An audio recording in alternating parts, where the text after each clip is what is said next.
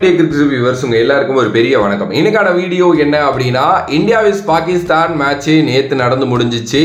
Sorry என்னால night video போட முடியல. ஆக்சுவலி அந்த மேட்ச் பார்த்துட்டு நான் வந்து படத்துக்கு வேற போயிட்டேன். அதனால என்னால உடனே வீடியோ போட முடியல.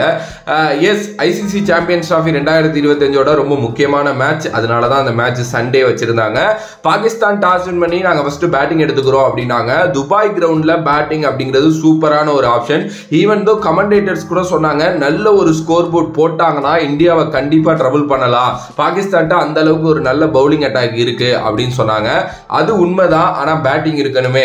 இமாம் உல்-ஹக் ரொம்ப நாள் கழிச்சு இப்பதான் டீமுக்குள்ள வந்தாரு. 10 ரன்னுக்கு ரன் அவுட் ஆனாரு. பாபர் அசாம் நல்ல டச்ல இருந்தாரு. ஆனா ஹர்திக் பாண்டியா அழகா லென்த் பால் ஒன்னு போட்டு அப்படியே அவரோட ஆசையை தூண்டி அவுட் ஆக்குனாரு அப்படின்னு சொல்லலாம். ஏன்னா அதுக்கு முன்னாடி நல்லா ஸ்லாட்ல போட்டு ஒரு 4 ஒன்னு போனுச்சு. பாபர் அசாமோட அந்த கவர் டிரைவ்ல 4 போனுச்சு. அடுத்த பால் லைட்டா லென்த் லைட்டா மாத்தினாரு. அதே கவர் டிரைவுக்கு போய் மாட்டிக்கிட்டாரு. அடுத்து ஷவுத் சகில் அவர் மட்டும் இன்னும் ஒரு 62 அடிச்சாரு. ரிஸ்வான் ஒரு 46. அவங்க 2 பேர் கூட ஒரு நல்ல பார்ட்னர்ஷிப் வந்துச்சு. ஆனா அவங்க 2 பேரோட விக்கெட் விழுந்ததுக்கு அப்புறமே கேம் திரும்பிடுச்சுங்க இந்தியா கையில.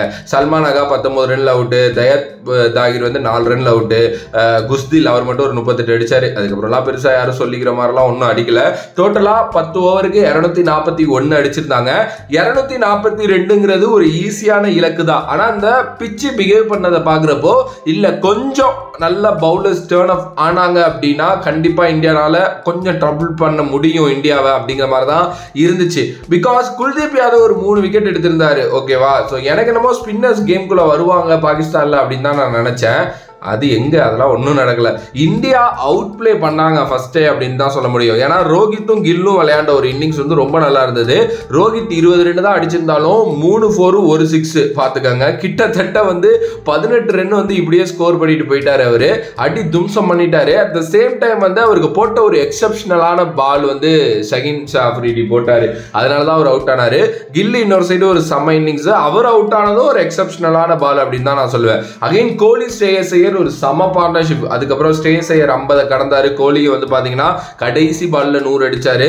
இடையில ஹர்திக் பாண்டியா வந்து ஒரு 8 ரன் அடிச்சாரு. ஒரு 4 ரன் அடிச்சாரு.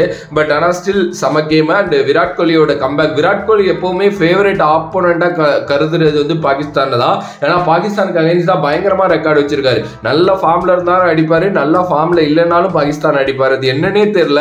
ஏன்னா பாகிஸ்தானுக்கும் விராட் கோலிக்கும் ஒரு பிரிக்க முடியாத காதல் கதை இருக்கு அப்படின்னு நினைக்கிறேன். இந்தியா ரொம்ப கம்ஃபர்டபுளாவே சேஸ் பண்ணிட்டாங்க அண்ட் வின்னும் ஆயிட்டாங்க. எனக்கு தெரிஞ்சு குவாலிஃபையும் ஆயிடுவாங்க. ஏன்னா இன்னும் இந்த ஒரு சில மேட்சஸ் தான் டிசைட் பண்ணும். பட் ஆல்மோஸ்ட் எனக்கு தெரிஞ்சு குவாலிஃபைட், அதில் மாற்றுக்கிறதே கிடையாது. பாகிஸ்தான் அவுட் ஆஃப் சாம்பியன்ஸ் டிராஃபிங்க, அதுலேயும் டவுட் இல்லை. எஸ், இன்னும் அஃபீஷியலி ஆகலை. பட் எனக்கு தெரிஞ்சு இதுக்கப்புறம்லாம் அவங்க உள்ளே போகிறது ரொம்ப கஷ்டம். ஏன்னா பங்களாதேஷ் வந்து 2மே ஜெயிக்கணும். அதில் ஒன்று நியூசிலாந்துக்கு அகைன்ஸ்டா இந்த மாதிரிலாம் நிறைய விஷயங்கள் இருக்குது. அவங்க தோக்கணும், இவங்க தோக்கணும், அவங்க அதான் ரிஸ்வான்னு சொல்லியிருந்தாரு. அவங்க தோக்கணும், இவங்க தோக்கணும், இவங்க இப்படி விளையாடணும், இப்படி விளையாடினா நாங்கள் எப்போ ஜெயிச்சு உள்ளே வர்றது, எங்களுக்கு அப்படி வந்தாலும் இது கிடையாது, நாங்கள் வந்து தோத்துட்டோம், ஒத்துக்கிறோம் அப்படிங்கிற மாதிரி வந்து சொன்னார். பட் என்னையை பொறுத்த வரைக்கும் என்ன தெரியுமாங்க, ஒரு சாம்பியன் டீமை எதிர்த்து நீங்க ஆடுறப்போ சாம்பியன் டீம் மாதிரி ஆடணுங்க. அதுல வந்து நோ டவுட். இப்போ நல்லா கேட்டுக்கங்க, இங்கிலாந்து வெஸ்ட் ஆஸ்திரேலியா கேம் வந்து ஒரு பெரிய எக்ஸாம்பிள். எப்படி 2 குவாலிட்டி டீம் வந்து விளையாடணும், அட் த சேம் டைம் ஒரு குவாலிட்டியான ஆப்போசிட்டை எப்படி வந்து நம்ம அடிக்கணும் அப்படின்னு சொல்லிட்டு. ஏன்னா இங்கிலாந்து ரொம்ப நல்லா பேட்டிங் பண்ணியிருந்தாங்க. இங்கிலாந்தோட பவுலிங் யூனிட்டும் நல்ல டீசென்டான பவுலிங் யூனிட் தான். ஆனா ஆஸ்திரேலியா விளையாண்டது பார்த்தீங்களா என்ன மாதிரி விளையாண்டாங்கன்ட்டு. அவங்க வந்து கேமை விட்டே கொடுக்கல. 100 இல்லை 200% நாங்க போடுவோம் அப்படின்னு விளையாண்டாங்க. இவனுங்க என்னன்னா இந்தியாவை எதிர்த்து எவன் விளையாண்டாலும் சரி, ஒரு விக்கெட் போயிருச்சுன்னா அப்படியே ஷெல்லுக்குள்ள போயிடறானுங்க. அப்படியே தொட்டுக்கிட்டு நொசுக்கிக்கிட்டு அப்படிலாம் இருக்கக்கூடாது. நீங்க அதாவது நான் உங்களை எல்லா பாலும் 4 அடிங்க 6 அடிங்க எல்லாம் சொல்லல. அட்லீஸ்ட் 30 யார்ட் சர்க்கிளை தாண்டியாவது அடிக்கணும்ல. அதுவே பண்ண மாட்டேங்கிறானுங்க. அண்ட் அது எப்படி, ஆனா ஆஸ்திரேலியா விஸ் இங்கிலாந்து விளையாண்டது வேற பிச்சு. நான் வந்து அதை ஒத்துக்கிறேன். அது டோட்டலாகவே அது ஒரு ரோடு. ஓகே, பட் இருந்தாலுமே நான் நிறைய கேம்ஸ் பார்த்துருக்கேங்க. விட்டு கொடுக்கவே கூடாதுங்க. நீங்க ஒன்ஸ் வந்து ஐயோ போச்சு அப்படின்னு விட்டு கொடுத்தீங்கன்னா கேம் உங்க கையை விட்டு போயிடும். நேற்று அப்படிதான் நடந்தது. ஒரு 2 விக்கெட்டு தான் விழுந்துச்சு. அதுக்கப்புறம் வரவெல்லாம் பேட்ஸ்மேனா இல்லையானே எனக்கு டவுட்டாலாம் ஆயிடுச்சு. அதே மாதிரி இந்தியா கிட்ட ஒரு லாங் பேட்டிங் லைனப் இருக்கு. அதுவுமே மற்றவங்களை பயமுறுத்துது அப்படின்னு நான் நினைக்கிறேன். பட் இதெல்லாம் ரொம்ப சாதாரண காரணங்க. இந்தியா இந்த மாதிரி ஒரு ஸ்குவாடுக்கு அகைன்ஸ்டாலாம் நீங்க இந்தியா மாதிரி ஒரு டீமை வந்து கண்டிப்பா போட்டி போடவே முடியாது.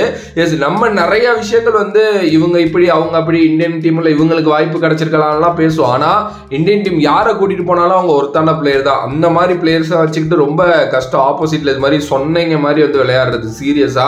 Sorry for the words, but அதுதான் வந்து ஏன் ஒரு எப்பேற்பட்ட டீம் பாகிஸ்தான், ஒரு நல்ல பவுலிங் யூனிட் வச்சிருக்கீங்க, என்னங்க பேட்டிங் ஆடுறீங்கிற மாதிரி தான் இருந்துச்சு. அண்ட் நம்மளோட பவுலர்ஸ் அண்ட் பேட்டர்ஸுக்கு கண்டிப்பா கிரெடிட்ஸ் கொடுக்கணும். குறிப்பா ஹர்ஷித் ராணா மாதிரி பிளேயர்லாம் நல்லா போடுறாரு டெத்துல, சமியும் நல்லா பண்ணாரு, ஹர்திக் பாண்டியா குரூஷியலான டைம்ல 2 விக்கெட் எடுத்து கொடுத்தாரு. ஸோ எல்லாமே நல்லா தான் போயிட்டு இருக்கு. நான் என்ன யோசிக்கிறேன்னா பெர்ஃபெக்ட் டைம் ஃபார் இந்தியா இன்னொரு ஐசிசி டிராஃபியை தூக்குறதுக்கு. நியூசிலாந்து கண்டிப்பா நமக்கு டஃப் கொடுப்பாங்க, அவங்க ரொம்ப ரொம்ப பெரிய டஃப் கொடுப்பாங்க நமக்கு, அதுல மாற்றுக்கிறது இல்லை. இன்கேஸ் செமிஃபைனல் மேபி எனக்கு தெரிஞ்சு அங்கேருந்து வந்து ஒரு சவுத் ஆப்பிரிக்காவும் ஆஸ்திரேலியாவும் வருவாங்கன்னு எனக்கு தோணுது. 2 டீம்ல எது வந்தாலும் செமிஃபைனல் கொஞ்சம் கஷ்டமா தான் இருக்கும். பட் எனிவே அது வந்து பாத்தீங்க அப்படின்னா அப்படி இருந்தாதான் நல்லா இருக்கும். அப்படி அமைஞ்சு உள்ள போறது தான் நல்லா இருக்கும். பார்க்கலாம் என்ன நடக்க போகுது அப்படின்னு சொல்லிட்டு. சரிங்க, உங்களோட கருத்து என்னன்னு சொல்லுங்க, நீங்க என்ன நினைக்கிறீங்க? அண்ட் ஆப்வியஸ்லி இந்தியா சூப்பரா வின் பண்ணிட்டாங்க. இந்தியா அந்த வருஷம் கப் அடிப்பாங்களா மாட்டாங்களா அப்படின்னு சொல்லிட்டு மறக்காம கமெண்ட் பாக்ஸ்ல கமெண்ட் பண்ணுங்க. இதை தாண்டி ஒரு சின்ன விஷயம் ஒன்று சொல்லணும், லைக் ஒரு அப்டேட் மாதிரி.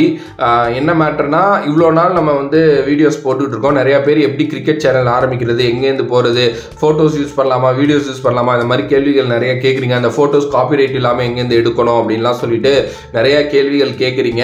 ஸோ இது எல்லாத்துக்கும் நான் வந்து பதில் அப்பப்போ டெக்ஸ்ட் பண்ணுவேன். நிறைய பேர் கால்லாம் பண்ணுவீங்க இன்ஸ்டாகிராமில், அவங்கள்ட்டே நான் பேசியிருக்கேன். பட் நான் என்ன யோசிக்கிறேன்னா, நிறையா பேர் சின்ன பசங்க இருக்கீங்க இல்லையா, அவங்க எல்லாருக்குமே வந்து இது மாதிரி ஆரம்பிக்கணும் அப்படின்ட்டு ஆசை இருக்கும். நான் ஒரு 6 இயர்ஸா வேற சேனல், இதோட எனக்கு தெரிஞ்சு 3வது சேனல், 3யுமே நான் ரொம்ப சக்சஸ்ஃபுல்லா பண்ணியிருக்கேன். ஸோ நான் என்ன யோசிக்கிறேன்னா, என்னோட அந்த எக்ஸ்பீரியன்ஸை வச்சு ஒரு மாஸ்டர் கிளாஸ் மாதிரி ரெடி பண்ணி ஒரு 89 இல்லை 99 ருபீஸுக்கு, ஏன்னா நான் பண்ணி வெப்சைட்லாம் கிரியேட் பண்ணனா அதுக்கு ஒரு ஓப்பனாக சொல்லணும்னா ஒரு 15,000 20,000 அந்த மாதிரி காசு ஆயிரும். ஓகே, ஸோ அதை நான் திருப்பி எடுக்கணும் அப்படின்னா ஒரு 99 ருபீஸ் அப்படிங்கிறது ரீசனபிளாக வச்சா மட்டும்தான், அதுலேயும் கொஞ்சம் இவ்வளோ பேர் வந்தால் தான் எடுக்க முடியும். அதெல்லாம் ஓப்பனாகவே சொல்கிறேன். அப்படி நான் ஏதாவது ஒரு அமௌண்ட்டுக்கு வச்சு கொடுத்தா அதை நீங்கள் பார்ப்பீங்களா, உங்களுக்கு வேணுமா வேண்டாமா அப்படின்னு மட்டும் கமெண்ட் பண்ணுங்க. ஏன்னா என்னால் ஸ்ட்ரெயிட்டாக யூடியூப்ல அது ஒரு சீரியஸாலாம் போட முடியாது. பிகாஸ் அது என்னோட சேனல் கிரிக்கெட் பற்றி பேசுறது, அதை பற்றி மட்டும் தான் என்னால் போட முடியும். இது மாதிரிலாம் போட்டால் ஒத்து வராது. மேபி இது வேணுங்கிறவங்க வாங்கி பார்க்கலாம் அப்படிங்கிற மாதிரி ஐடியா பண்ணியிருக்கேன். நிறையா பேர் வேணும்னு தான் சொல்கிறீங்க. மேபி திருப்பி கேட்குறேன், வேணும் அப்படின்னா ஒரு தம்ஸ் அப் போடுங்க, வேண்டாம் அப்படின்னாலும் வேண்டாம் ப்ரோ அப்படின்ட்டு ஒரு தம்ஸ் அப் போடுங்க. No issues. பார்க்கலாம் என்ன நடக்க போகுது அப்படின்ட்டு. மேபி அது வந்து இப்போ இருக்கிற இதுபடி கூடிய விரைவில் ரெடி பண்ணலாங்கிற ஐடியாவில் தான் இருக்கேன். உங்களோட கருத்தை சொல்லிட்டு இந்த வீடியோவை ஷேர் பண்ணுங்க. வேற ஒரு வீடியோவில் வேற ஒரு கான்செப்ட் உங்களுக்கு சந்திக்கிறேன். அது பா from this VJ Mani. Love you all, stay safe மக்களே. ஐபிஎல் பற்றின வீடியோஸும் தொடர்ந்து வந்துகிட்டே இருக்க போகுது. ஸோ தொடர்ந்து பாருங்க, நம்மளோட சேனலை தொடர்ந்து சப்போர்ட் பண்ணுங்க. நன்றி நன்றி நன்றி நன்றி. வணக்கம். Love you all.